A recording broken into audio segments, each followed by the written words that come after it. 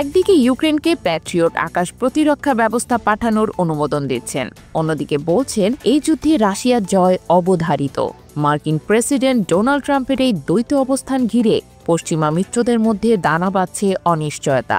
White হাউসের এক জ্যেষ্ঠ কর্মকর্তার বরাত দিয়ে যুক্তরাষ্ট্রভিত্তিক সংবাদ মাধ্যম পলিটিকো এক প্রতিবেদনে জানিয়েছে, প্রেসিডেন্ট ট্রাম্প মনে করেন রাশিয়ার বিজয় এখন সময়ের অপেক্ষা মাত্র। এই মন্তব্য সামনে এসেছে এমন এক সময়ে যখন ইউক্রেন যুদ্ধ আরও জটিল হয়ে উঠছে। ট্রাম্প প্রশাসন নতুন করে ইউক্রেনে অস্ত্র পাঠানোর সিদ্ধান্ত নিয়েছে, যার ব্যয়ভার ন্যাটোর ইউরোপীয় মিত্ররা বহন করবে।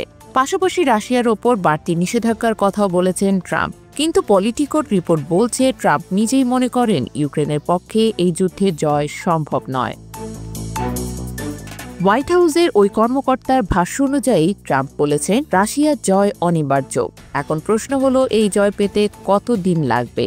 তিনি আরও উল্লেখ করেন রাশিয়ার বিশাল সেনাবাহিনী ও শক্তিশালী অর্থনীতির সঙ্গে ইউক্রেনের টিকে থাকা ক্রমেই অসম্ভব হয়ে উঠছে।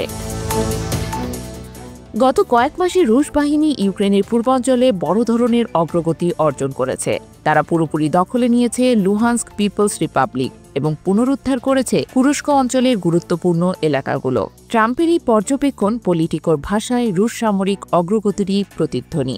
তবে ট্রাম্পের এমন মন্তব্যে কিয়েভ ও ইউরোপীয় মিত্রদের মধ্যে বিভ্রান্তি তৈরি হয়েছে। একদিকে তার সামরিক সহায়তা, অপরদিকে রাশিয়ার বিজয় স্বীকার। এই দ্বৈত বার্তা যুদ্ধ অবসানের বদলে নতুন উত্তেজনার জন্ম দিচ্ছে। রাশিয়াও বিষয়টিকে কৌশলগত চাপ প্রয়োগ হিসেবে দেখছে।